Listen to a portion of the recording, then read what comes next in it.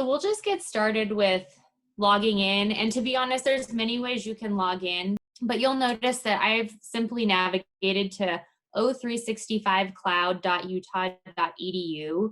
And that just takes you to the Office 365 login screen. And if you click this login button, it should prompt you to a University of Utah login screen here.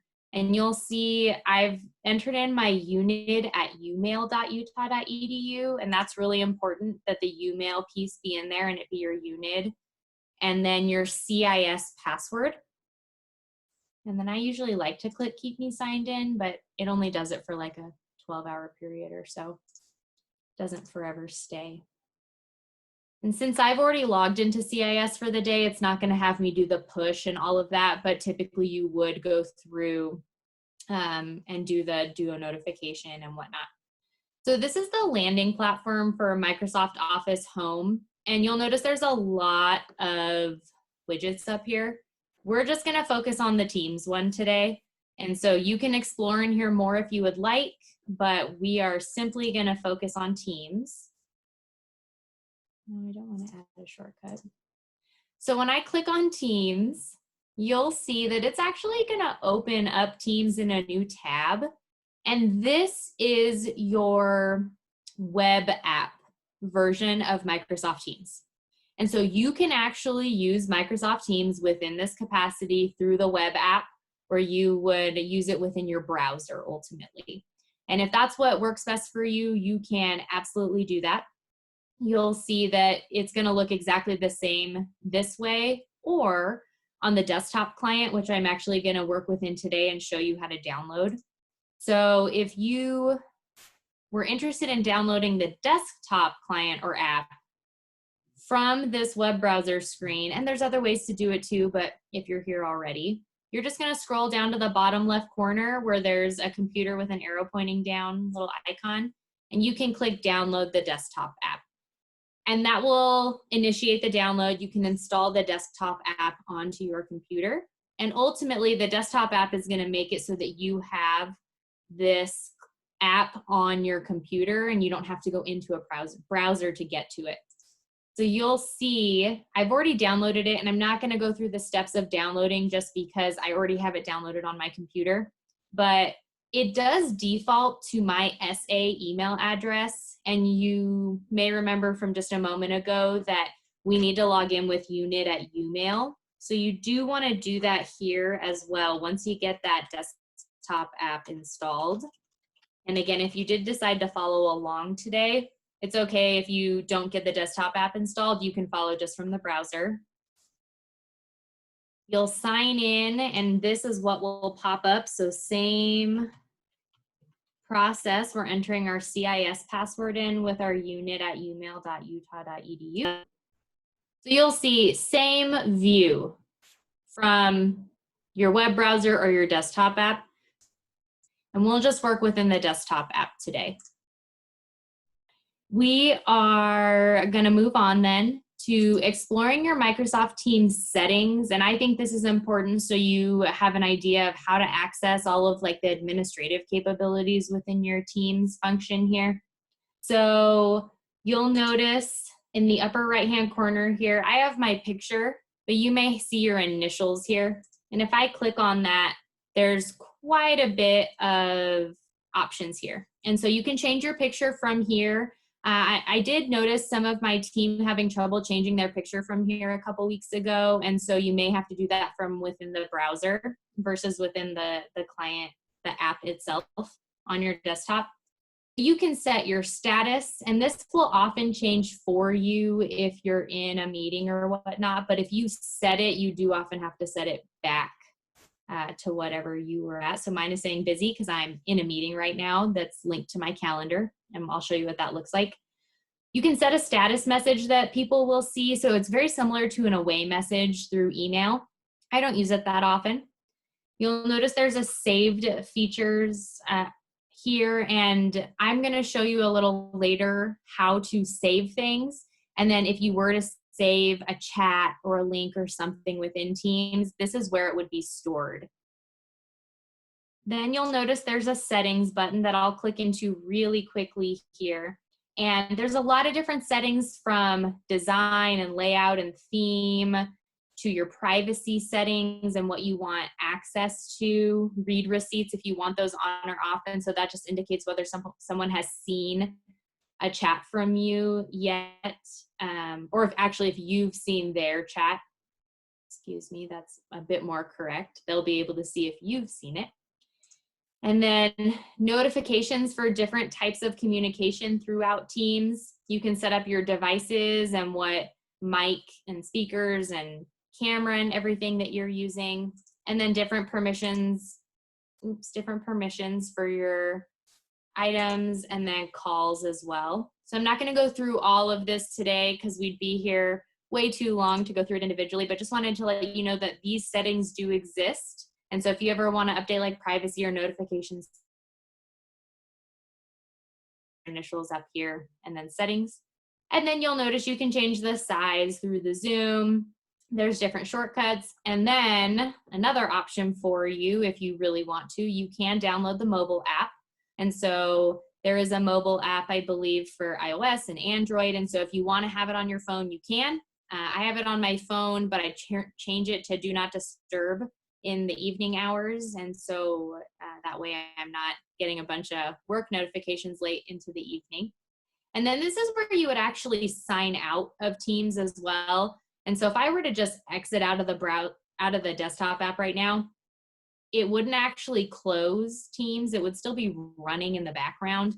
So if you actually want to sign out and completely get it off of your desktop, you would want to click this sign out option. So what I am going to show you first is actually the platform, or excuse me, the tab that we are on now, which is the Teams tab. And you'll notice I already have a CPDC tab set up here.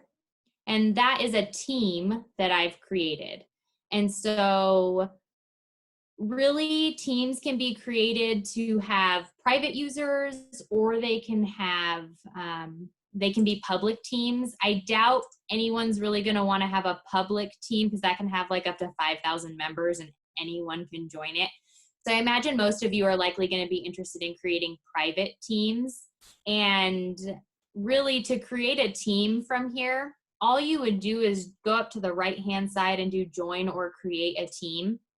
Most of you are going to be creating teams. Join teams is if a team's already created and you have a code for them to use to join, and I can show you where that is a little later. But you would create a team from this tab, and you can name your team, you can write a description, and then you can make it private or public.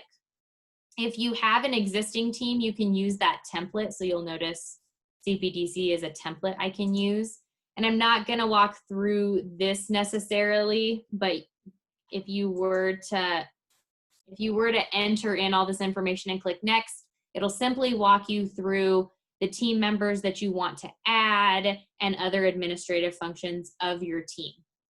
If you're not quite sure who you want to add yet and you just want to play around, you don't have to add people initially. What you can do is go to that team that you created here on the Teams tab from the left navigation, and you can manage your team from here. So if you want to play around with it a little bit, you can definitely do that before adding anyone. You'll notice the members here, and you can add members directly from this Manage Team tab. So that's something that you can keep in mind. You will be the owner of your team unless you designate other owners. So once you've added members to your team, you can change whether they're an owner or a member. Okay. So that's, really the basic of Teams. You can have requests in here. I'm going to talk about channels next. And you can see this is a list of the channels that we have, and you'll also see them over here on the left-hand side of the team. You'll also notice settings within your team, and that code that I mentioned, that join code, is under settings in your team, and this is where you would generate a code for someone to join. Again, you'll likely be inviting members and adding members versus just giving out a code for people to join. There's also some analytics within here. If you wanted to see how many active users you have, and you can see that there's almost no one active on the weekends, and we don't really use it, but it's fun to look at if you're interested in data and analytics. And then there are apps you can add into Teams. These are here, but we really don't use them much. But if you wanted to like create polls, Polly is a polling app that you can add into your Teams and into your channels as well. SharePoint is how you would share videos that you've created within Teams. So a lot of nuances with it, but to be honest, you probably won't need to use the apps very often. And if you do, normally you can just search for those apps in More Apps and decide what you want to add. So I'm going to jump back to channels here for a moment and just show you. So channels, let me differentiate here. And so the team is like the umbrella organization. And then you can have channels within a team. And so channels are really just like dedicated sections within a team to keep conversations organized, maybe by topic or project or something of that nature. And you can really use channels however you want to use them. You will notice we have multiple channels here. And so the general channel is a channel that is available for everyone in your team. And we use the general channel as a kind of like updates rather than an email, like a quick update or a quick link related to our work that we want to share, we would put in general. And something that we found is our general chat was starting to get cluttered with a lot of like fun stuff too, and people wanting to engage in conversation with each other. You know, it kind of like we would if we were to be passing by our offices and just starting a chat. So we actually implemented a water cooler channel, and so you can just add channels from here. And so we came in here and just said water cooler is the name of it. You can add a description, and then if you want the channel to be private versus standard, you can set that here. And so our water cooler channel is standard. It's accessible to everyone on the team. And you'll notice over here, you can see there's no lock next to it. But we do have other channels that are restricted to certain members of our team. And it's mostly just because it's not information to share with everyone, or like in our coaches channel, those who aren't coaches on our team don't need to be inundated and don't need to have a bunch of messages in their inbox within Teams if it's not relevant to them. And so if you ever want to edit your channels, you can do that from within the screen I'm in now, or you can always not right click, but if you just click on these three dots next to a channel, you can see you can also manage the channel from here. And so this will tell you who our members are, different settings that we have, again, different analytics and things. So I'm not going to really spend too much time on those specific settings, but you will notice there is this channel notification setting. And so something that's really unique is that within your channels, you have to set your notifications. So Microsoft Teams will have some basic notifications set up, but you have to manage whether you want notifications from your team, if you want all new posts in your banner and feed, if you want a notification every time someone replies, maybe you want notifications if someone mentions you, and we'll talk about mentions in a moment here. But you do have to set these channel notifications up for your channel. So if you set up any channels for your team and you're like, I didn't even see that going on in the general channel or in our whatever channel, it could be that you need to edit your channel notifications. And again, you can just come right up here, use the three dots next to your channel, and edit your channel notifications. You can also hide this channel from your view. And if that happens, you'd notice there's like one hidden channel here. That would say 2 hidden channels if I hid this channel. You can add members directly from here. Get email address is an email address for this channel. To be honest, we haven't used it at all, so I don't imagine you would need to. Again, I'm not a Teams expert. I'm just sharing what's been useful for us and how you might be able to use it with your team. You can edit your channel. So if I were to edit my channel, I could edit the channel name and the description. I didn't provide a description for this one. And Connectors are, again, really similar to apps, things like that, that you may want connected to that channel for your team to use within it. We don't use it much. Again, you can delete this channel, and depending on your settings, other members of your team might be able to accidentally delete channels. And if that does happen, just so you know, if you click back into the team and you, oops, sorry, my mouse is not cooperating.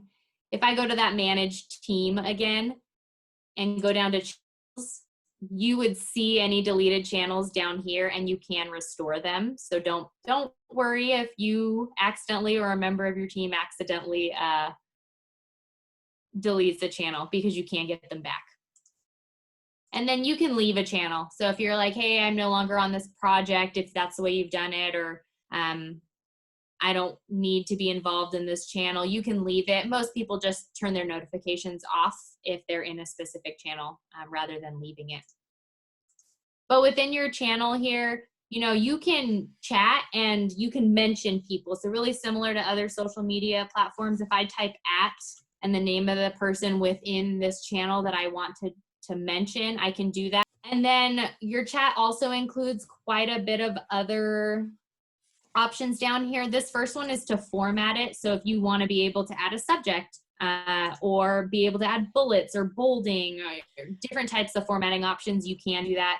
You can attach, you can send smileys and emojis and GIFs and however you pronounce it.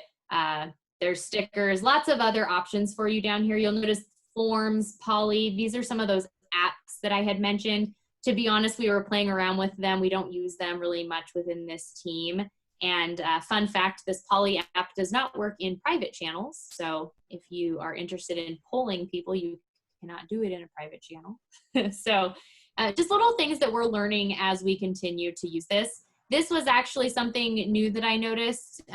Settings up here is you can start a new conversation, or you can set it as an announcement. I actually have not played around with this. I just noticed it the other day. And so a conversation would look really similar to this. I am not quite sure what an announcement would look like, but I'm hoping to explore that a bit more. Oh, you can type a headline and then add a subhead, and then there's an announcement. And you can set it so everyone can reply, or only you and moderators can reply. I'm not sure that that would really be necessary for any of your posts, but maybe you do have a situation where that applies. And then this is kind of cool. You can post in multiple channels. And so if you were like, hey, I want this announcement to go to multiple places, you can enter those channels here. So that's kind of cool. Some new features that I didn't notice when we first started. And I know Microsoft Teams has been working really hard to implement some new features since so many people have moved to remote work. So what I'm going to do now is just kind of work through the rest of these tabs on the left-hand side and give you an idea of what's in each of these tabs. So we've been in the Teams tab, and just as a reminder here, so if I click that Teams tab again, it'll take me to all of my teams, and then I can click into my teams to see the channels. I can also click all teams back here. So that's what we've been working within, just teams and channels at this point. And so this activity feed is basically a feature that's going to show you all of the activity within your team based on your notification settings. And so I have notification settings set up for most of the channels just to make sure that I'm aware of what's going on. And so that's what's going to pop up in my feed here. And it can feel really overwhelming. You'll see Francine just replied. And I also got a banner notification that you can't see, but a little purple banner at the bottom of my screen. So the activity is going to show you your feed, and then you can also filter for just your activity. So if you can't remember where you posted something or wanted to see your activity, you could do that. I don't use that much. I'm mostly looking at the feed. And you can filter for different options. So if you can't quite remember what you were in or who you said that to, you can filter for specific words. I don't even know if this is gonna, yeah. So it'll look for words within different activity. And then you can also filter by maybe unread messages that you have, times you've been mentioned, specific replies or reactions. And reactions are something I didn't show you yet, but you can actually probably see them here. So reactions, very similar to most social media platforms. If I just hover over any of these, I can like it or love it or laugh at it or be surprised. And then you also have the options to save messages. So I mentioned that to you earlier, that you can save messages, and those get saved up here for you to go back to. I'll jump into one real quick. And you can see I've saved these. This is a form I needed to fill out, so I saved it so I could get back to it easily. All right, let me jump back over here to our filter where we were. Reactions, if you had any missed calls. We don't use voicemail, apps, trending. We don't use these really. So trending, I guess, yeah, we don't have any activities that match trending, so I don't know how to reach the trending status, but you can filter in your activity for some other options.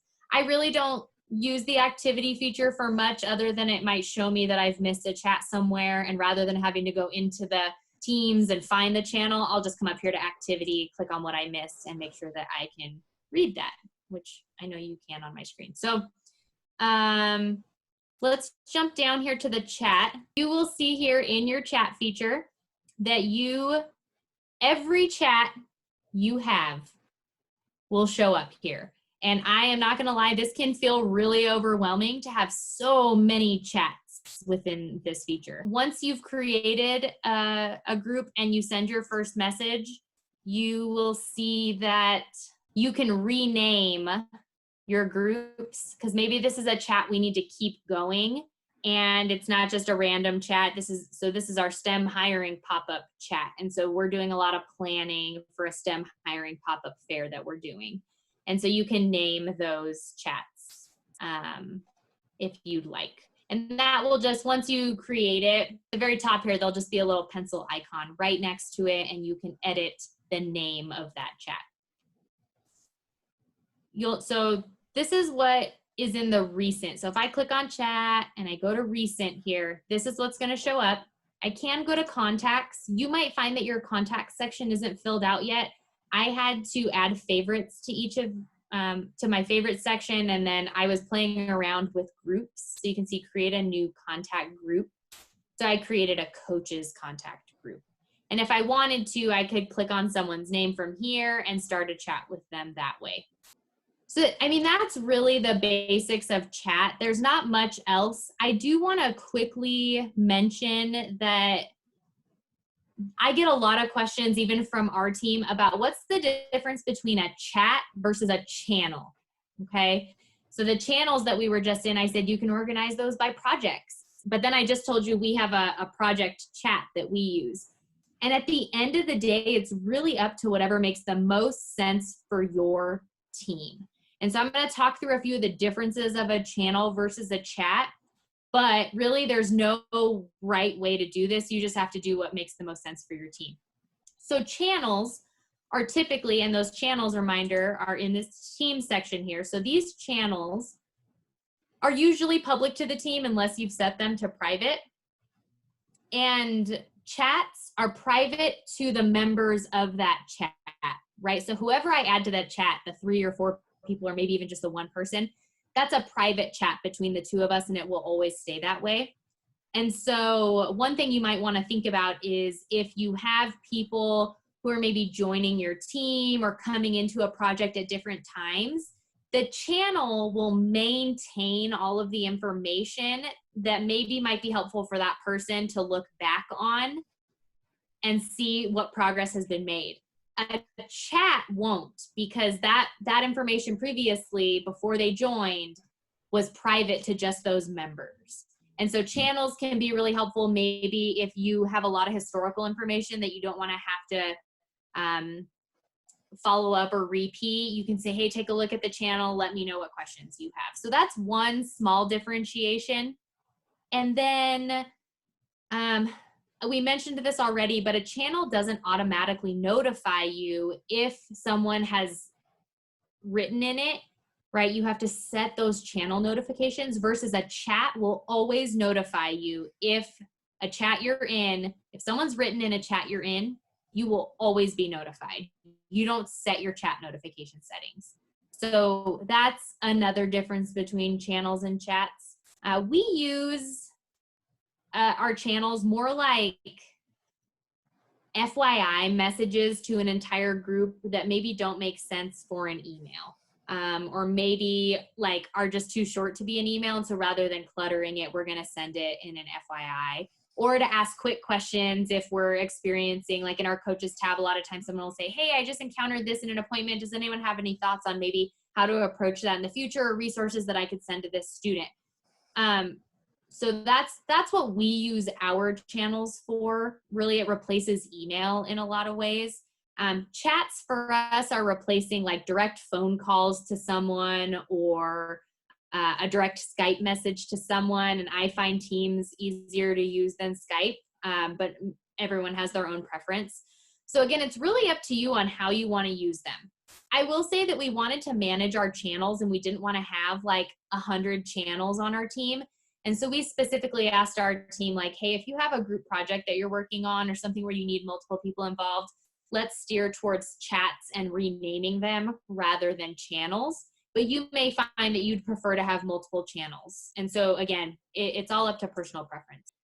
We will just keep moving down the tabs here. We already looked at teams. Assignments, I will click into, but then I'm going to skip because, to be honest, we don't use them. My understanding is it's really built more for teachers than for office settings. So the calendar, I'm going to show you my calendar, and you will see that it integrated with my Outlook calendar. And so that's one really nice thing about Teams, is that it does sync your Outlook calendar into your Teams calendar. And it really does that once you're signed in. And so that's been really nice. You will see here, let me see if I can give you an example. So you can see this was a Microsoft Teams meeting. And so earlier today, I just jumped in there and I clicked join this Teams meeting, and it lets me join that meeting right away if I've set up a Teams meeting. If you, let me go back here, create a meeting from this section, I'm moving quickly here, so I apologize, new meeting in the upper right-hand corner. You can add a title, required attendees. It'll have a scheduling assistant based on your required attendees, very similar to Outlook. You can choose your date and time, whether it repeats. I do not recommend adding channels to your meetings, because if it is not a private channel that you add, then everyone in that channel gets this meeting invite, and it can be really confusing. Now, if it is a private channel, like let's say I wanted to just add it to my coach's channel, I could probably do that, or actually, excuse me, I can't. So you can only add public channels to this. And so I never am usually creating a meeting for everyone in our general channel. You might do it with like your team meetings or your staff meetings, but we're not normally doing that. So I don't recommend doing it, because it'll send an invite to everyone, and then people get confused about, why am I invited to this meeting? I usually just leave location blank, because it'll autofill into a Teams meeting if I create it from within the Teams platform. And then you can add your details below, just like a normal Outlook calendar. One thing I do want to show you is that in addition to having being able to create a Teams meeting from here, as soon as I downloaded the desktop app, this new Teams meeting pops up in my Outlook calendar under the Home tab. So if I click that, it's going to open a new window, and it's going to automatically make it a Teams meeting. So if you wanted to create Teams meetings from your Outlook calendar, you can do that too. I can add all of my required attendees. I can make the subject. It already changes the location to Teams, and then I send it, and it'll automatically be in everyone's calendars, both in Outlook and also in Teams. So those are some features that I really like about Microsoft Teams, is everything's integrated and it's easy to get to. I'm gonna quick show you. So you might be wondering, like, okay, well, what does it look like when I'm in a meeting? And so what I'm going to do is I'm going to click this Meet Now button. Truthfully, I never use this Meet Now button, because I will normally just go to the chat and find whoever I want to chat with. And let's see. You'll see there's video or audio right here. or I'll just go to the contacts and I'll find that person and then I'll video or chat them there. So I don't ever use the Meet Now function from this calendar, but I'm going to do it to show you what a team meeting would look like. So if I click this Meet Now option, you can name your meeting. And then since it's not going to use my camera anyway, because I'm using it in Zoom for all of you. I'm going to click Join Now, and this is going to show you what a team meeting would look like.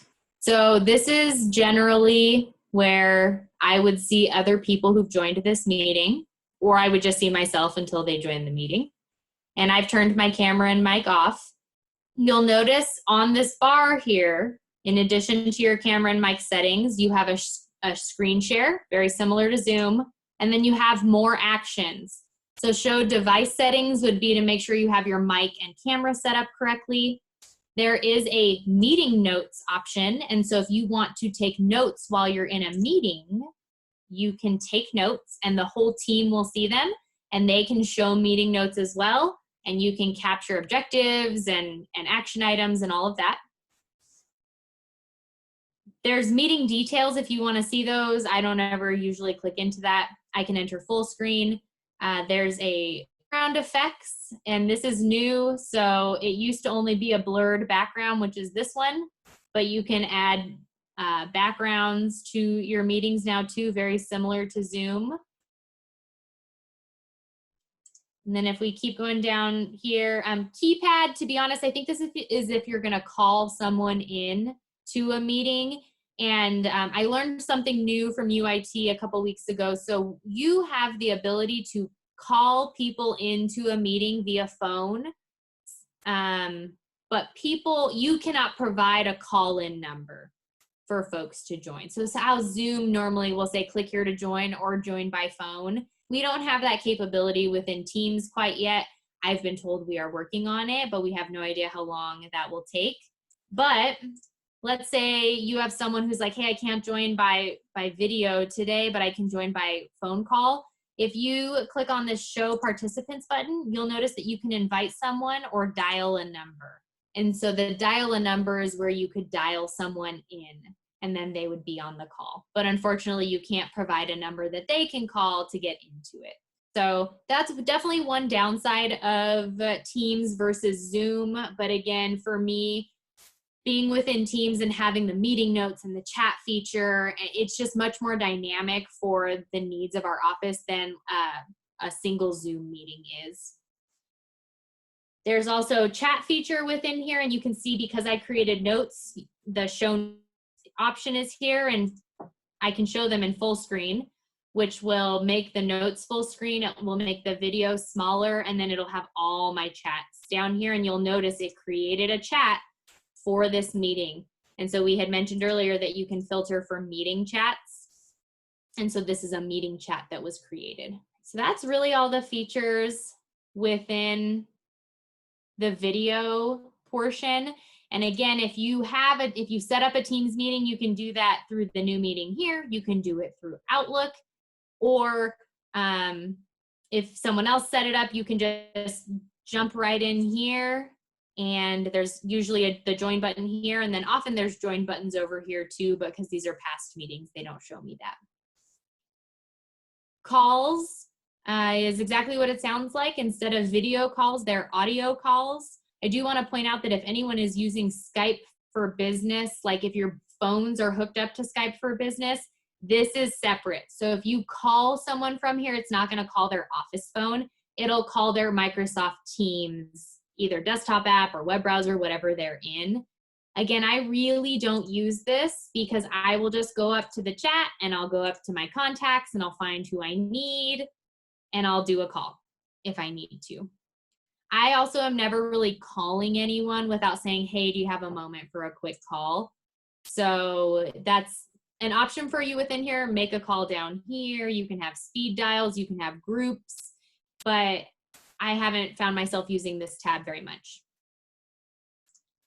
The last tab we'll talk about here is files, and you'll see lots of files. It can feel really overwhelming. This is just my recents tab. If I go into Microsoft Teams really this is going to show, I think, a couple different folders. Oh, so this is different images that people are uploading maybe into our chats, or you know, sometimes we're sending fun screenshots or like pictures of our animal coworkers and stuff like that. So you can find them all within here. I'm pretty sure I don't have anything in downloads. And then OneDrive is technically where you could find other documents. So you'll see chat files, Microsoft Teams data, attachments. And I can open OneDrive, and that's going to take us back to where we were when we originally started, which is that O365. So this would be like your OneDrive in many ways.